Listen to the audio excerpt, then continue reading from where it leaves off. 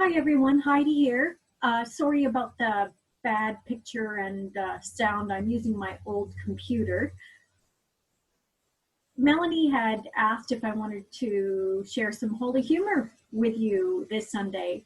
So I just happened to be compiling some of my notes from my trip last year to Israel, Palestine, and I came across this story about Joha, who is kind of a trickster figure in Jewish and Palestinian literature. And this is a story about Joha and his family going on a journey. Joha, his wife, and his child were leaving their village to journey to another village.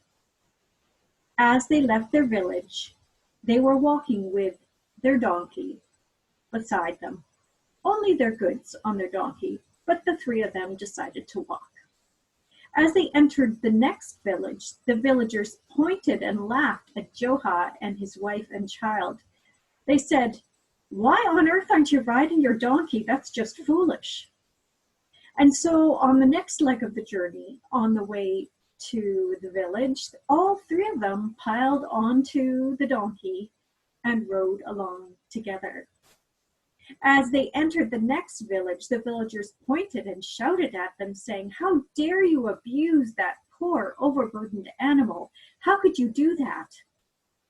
And so on the next leg of the journey, Joha and his wife left their child riding the donkey, and they walked alongside. They entered the next village, where the elders shook their heads and said, "My, these children today are so spoiled. They have no respect for their elders. We're all going to hell in a handbasket." And so, on their way to the next village, the child walked alongside, and Joha and his wife rode. As they came to the next village, the villagers again mocked them, saying, "How on earth could you treat your poor child that way? Don't you know that you could be accused of abuse or neglect?" And so you can imagine the next leg, the last leg of their journey. Who rode the donkey? Well, as Joha, his wife, and their child entered the village, the three of them were struggling to carry the donkey.